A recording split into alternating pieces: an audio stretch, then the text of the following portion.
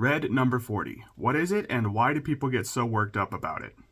Hello, my name is Jeremy and I'm a registered dietitian nutritionist. Red number 40 goes by a few different names, one of those names being FD and C red number 40, with the FD and C standing for food, drugs, and cosmetics, which is what it is approved to be used in by the FDA. It is also sometimes called Allura Red AC, E number 129 if you're in the European Union. It can also be called Red 40 Lake or Red 40 Aluminum Lake, depending on how it's prepared. In the United States, red number 40 is allowed to be used in foods, beverages, oral medications, and cosmetics, and that is per the FDA's color additive status list, which is something you can look up if you ever want to know about food dyes in the United States.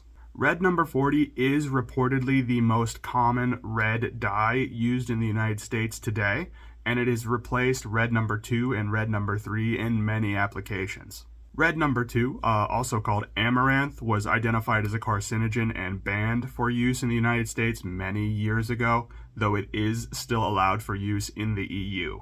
And red number 3, also called erythrocene, it's a bit controversial. It has been shown to cause cancer in animal models, but it has not been shown to cause cancer in humans.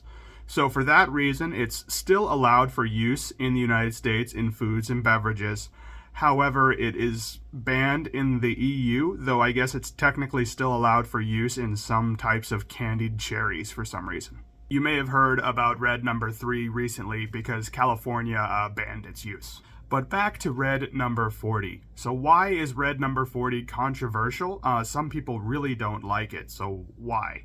Well, one of those reasons is that it is a synthetic dye derived from petroleum, and people who are real advocates of natural products versus synthetic products hate it automatically. And the other reason is that some people are concerned about potential health consequences from using it.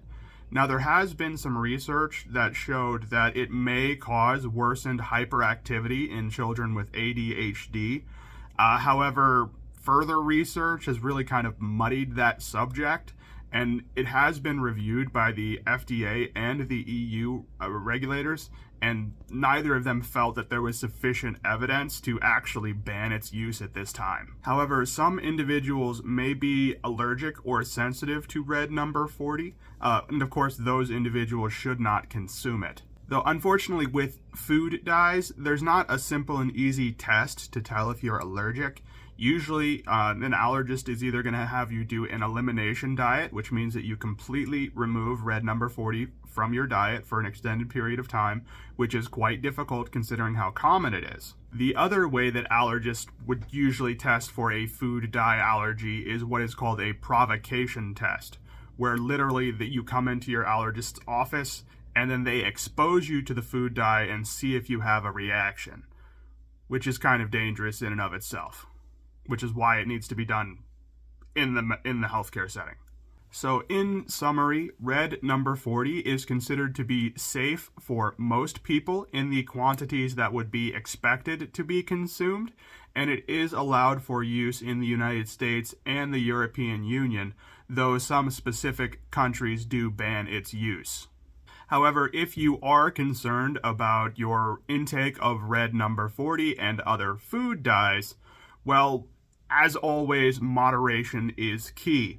Simply consume less of those highly processed foods and consume more less processed foods like fresh fruits and vegetables, and you won't have to worry about it as much.